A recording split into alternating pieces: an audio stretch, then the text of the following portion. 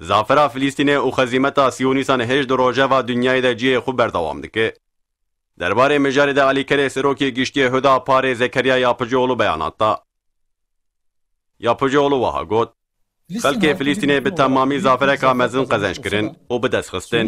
İşgala fîliya Siyonîstan û êrişê wan û ninazkirina hiqûqya wan hêj berdewam dike. Ji ber van bûyerana hilbijartina Filîstînê hatî betalkirin. Ev tev ji bo betalkirina hilbijartinên Filîstînê bû. Ji bo vê yekê li darxistina hilbijartinan meseleyeka heyatiye ji bo xelkê Filîstînê û pêşa roja wan. Açısından seçimlerin yapılması hayati önemlidir.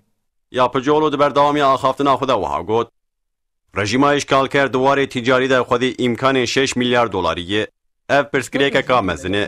Hewceyê mahkeme kirin û qerargirtina mahkemeya Tirkiyeyê di vî warî de mühîm e û hewceyê bê têketin hereketê li dijî însaniyetê sûç tê kirin.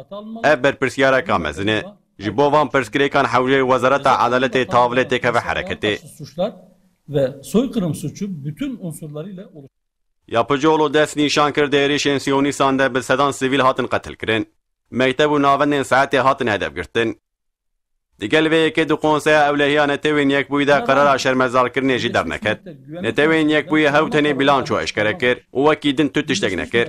Teşkîlata Yekîtiya İslamî jî li dijî qatliaman hew tenê nerazîbûna şermezarkirinê da. Rêveberên welatên İslamê û dunyayê li dijî komkujiyê bêdengiya wan jî gelekî bi şerm û eyb e. Yapıcıoğlu di dawiya beyana xwe de wiha îfade kir. Bölge ülkeleriyle gerçekleşen Welatên herêmê bi gavên normalbûyînê re êrîş û îşgal rêdekirinin. Rejima îşgalker hewceyê li ber hiqûqa navneteweyê hesab bide. Di serî de Qudüs hemû erdên dibin îşgalê de yê têkeve bin hakimiyeta Müslümanan û hewceyê ev yek bê destek kirin. Yapıcıoğlu got ku heger li dijî Siyonîstan gavê ber bi çav nê avêtin û heger gav nên avêtin her sal bi sedan însanên masûm wê bên qetil kirin û carek din dinya hişyar kir.